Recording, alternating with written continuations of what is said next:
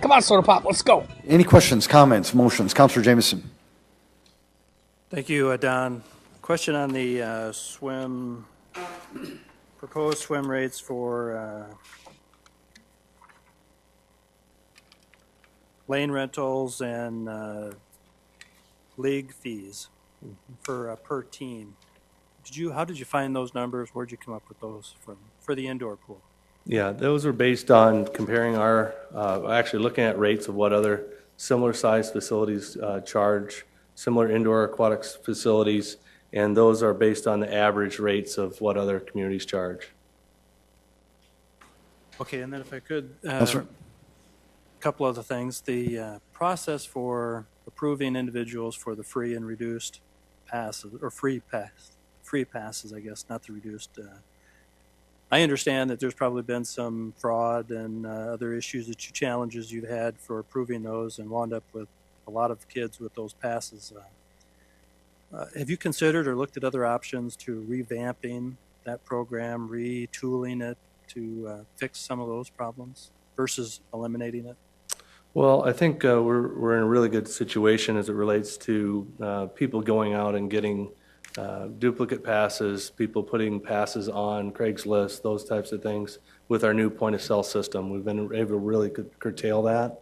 However, at this point, we've not looked at another mechanism for qualifying individuals for those reduced or free rates. So, so the answer is no on other alternatives at this point. All right, thank you. Councilor, thank you. Any other questions? If not, would anybody want to make a motion to set it? Yeah, very good. Councilor Bach. Thank you. Don, this is something that's weighing on me since last week. Do we know what percentage of the city budget is covered by pool entrance fees?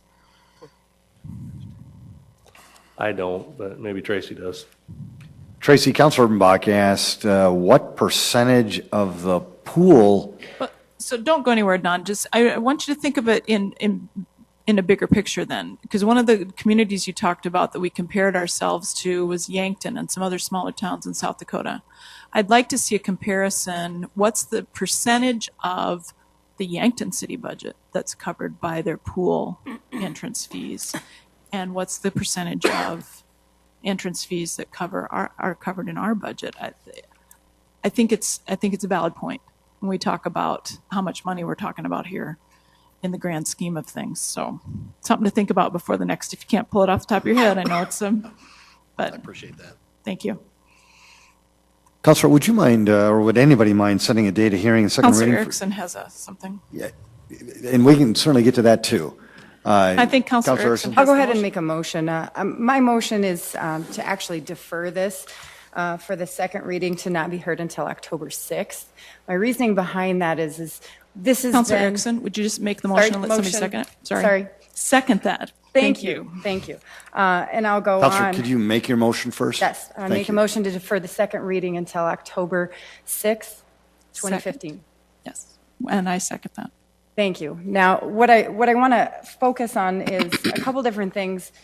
We as a council have been offered to meet with staff, and I have a meeting, as well as some of us have meetings on this coming Friday to discuss some of the details of this. I feel, for me personally, our park system is a jewel. I sat in on some brainstorming. Our pools are fantastic, and that's okay. That's great. We should celebrate that, and we should encourage people to attend it and not just I say it carefully, not just increase the fees. And I know that it's been deliberated. I know this hasn't been taken lightly, but I feel that we need more time to look at this. We need more time to study it. We need more time to really iron out some of the details of it. There are options. There's options for free and reduced. It might not be a perfect program, but we can fix it. And I'm confident that if we put our heads together, we can fix it. I think we owe it to those citizens that can't afford it to be able to have the accessible fun in our community. So that's, I could go on and on and on, but I look forward to continuing the conversations. I do agree that we probably do need to increase prices a little bit, not at a rate of 400% over the next 3 years. If I was in the insurance industry, I probably wouldn't have a job if I increased somebody's insurance rate for 400% over 3 years. We just need to take a little bit more of a careful look at this, and really make sure that we're engaging the citizens for this particular thing. Thank you. And I'd encourage my colleagues to please vote to defer this. Councilor Kale. Thank you. I too had expressed a number of questions and some reservations last week, and we unfortunately have not had the chance to have that kind of dialogue. So I do believe that delaying this so that we can thoroughly discuss this would be appropriate. And as I mentioned last week, and I'd like to state it again, I don't think there's anything wrong. And in this case, I do know that you've stated there are not other communities that offer free passes to the pools. And I also stated last week that I'm not opposed to rate increases, especially for individuals in my category. But for some of the individuals that are struggling to make decisions on, do I pay the rent or do I buy groceries or kids' clothes, I do have reservations there. And I think that maybe we should look at it a little differently, that we have a model that other communities should aspire to. And so I just welcome the opportunity for further dialogue on this topic. Councilor. October 6th, I don't know if there's a magic to that date, but I do understand the need and the desire to talk more about this whole process, and delaying it probably is a good idea. We're not talking about a significant impact to our budget. I mean, in reality, when we got a $400 million budget, we're talking about $300,000 or $400,000. It's negligible. And I agree, Councilor Erickson, if I was in the rental property business and I raised rental rates 400%, I probably would lose a lot of tenants too. So I will support that. Councilor Mbach. Mr. Mayor, to address your comments to the chair over here, the October 6th does have a magic date. It's after we approve the budget, so it makes no changes to the existing program, so that we don't need to set indoor pool rates at this time. We don't have an indoor pool to set rates for.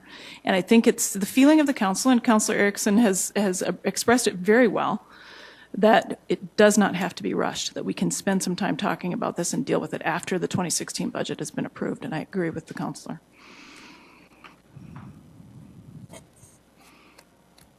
Councilor Jameson. Just a couple of points. The budget implications, I do agree that Tracy does need numbers to plug into the budget as projections. They don't change. We don't change them. But as you are articulating, right, he can include the current numbers and use the projections, and if changes need to be made, we can adjust the budget. I don't think it'll be overly complicated to do that. One other issue I wanted to talk about is that I think the councilors probably have an indication to raise rates a little bit, maybe come up with our own numbers, reinstitute the free passes for those who qualify under a new program. But what's complicated about it is that we're going to have a whole new list of prices, and we'll have to amend the reading in order to do that. And after we make our motion to approve it and then amend it, we won't have time for the public to come back and engage us in public input. So once we come up with our plan, we can actually get some feedback from the public on what we want to do versus what's been proposed. I think we've all gotten the earful from the public on the proposed rates, but without our recommended revisions, the public won't have a chance to respond. So I think this time is going to give us a chance to weigh that out there and get some response. So, thank you. Tracy, Don, any comments in regards to the budget, anything?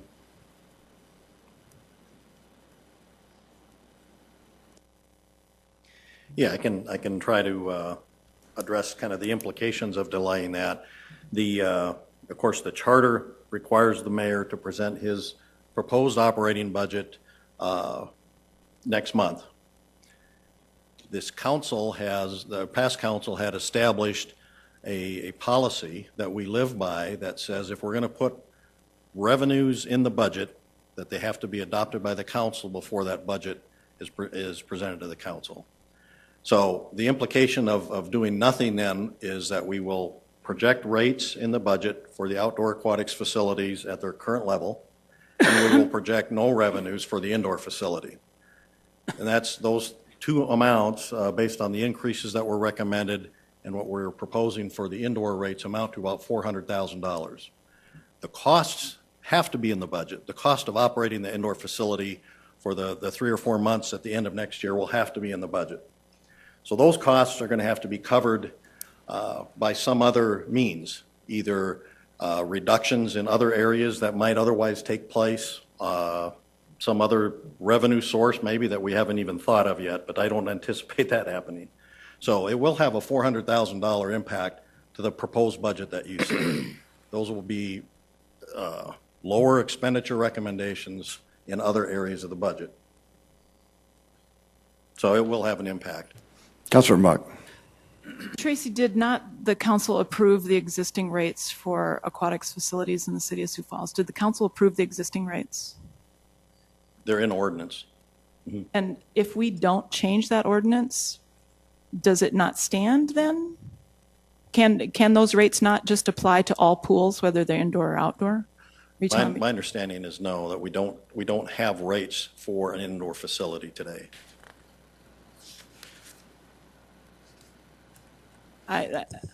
That seems like that's squishy ground for me. I think you've got pools and we define it as a family aquatic center. I just read the ordinance without the changes to it. It's defined as a family aquatic center. It's 4 months. I think we're really stretching here. And frankly, it's concerning to me that we're trying to make it so scary, because it's not. This is Councilor Rolfing's right. This is about us setting a standard that's different than other communities. We can be different, and it's really okay to just leave the rates the way they are and just run with it, regardless of what kind of pool it is. It's okay to leave those rates the way they are for a little while. In any regard, even if you use those rates, you would have very minimal revenues at that level. So, I mean, it's from a budgetary standpoint, whether that ordinance applies to the indoor facility or not is really not going to have a significant impact on the budget. I mean, we will be budgeting for costs that we had, at least up until today, had anticipated would be funding. We would be funding with revenues that now will not be in the budget. Councilor. Could Dave give us a quick opinion on whether the swimming rates apply to indoor and outdoor or just outdoor? Yeah. Well, Counselor, based on without a lot of time for review, in terms of what Family Aquatic Center is currently defined, it says it's located at the following parks: Drake Springs, Laurel, Oak, and Terrace Park. So that is fairly limiting language. So I think the interpretation Tracy is offering is probably the more accurate one. Question. Councilor Erickson. We're talking about 2016, 3 months. How is 3 months? I guess I'm not understanding where we're coming up with $400,000 for 3 months of an indoor aquatic center. Tracy, could 4 you months. explain that budget process to Councilor Erickson, please? It's not that I don't understand the budget operating process. That's not my point, but why not add a little in there? Why not? I mean, we're talking about just setting the fees for the indoor aquatic center. We're not talking about much more than that. We're talking about 4 months for the indoor aquatic center. So fill me in there where you can help me understand better, please. Thank you. That's correct. You would be delaying the implementation of fees for the indoor center, which amounts for that 4 months would be about $150,000. There's another $250,000 that would be generated by the proposed increases to the outdoor facility rates. So that's how we get to $400,000.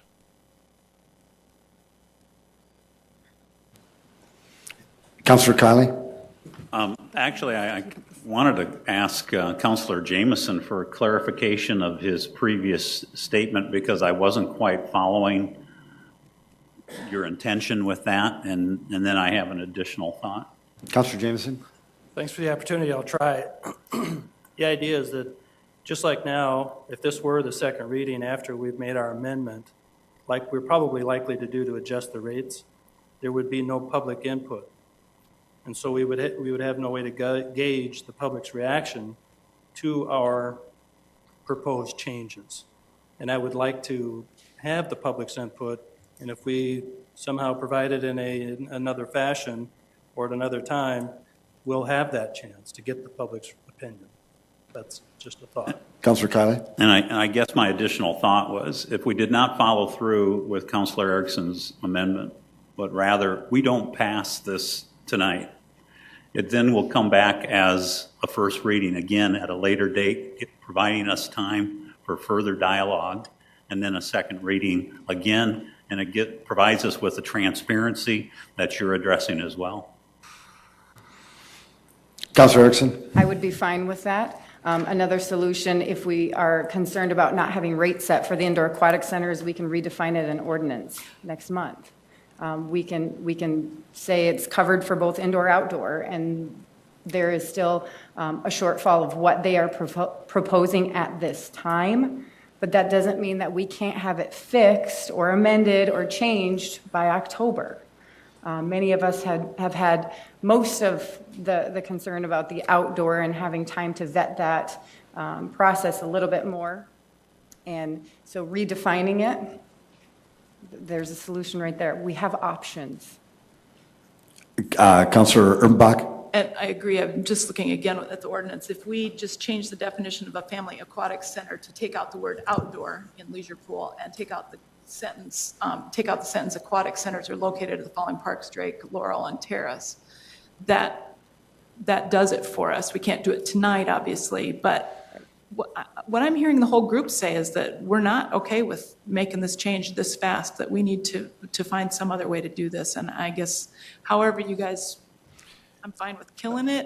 Do you want to vote on your motion, Counselor Erickson, or would you want us to remove your motion? No, I and would then go start ahead over? and vote with the motion, and I Okay. will work to change the ordinance definition. There's been a motion to change the date of second reading for October 6. 6, 2015. A roll call vote, please. Council members Erickson? Yes. Erpenbach? Yes. Jameson? Yes. Karski? Yes. Kiley? Yes. Rolfing? Yes? Staggers? Yes. Anderson? Yes. Thank you. Item number 31. Come on, Soda Pop, let's go. Come on, let's go. Come on.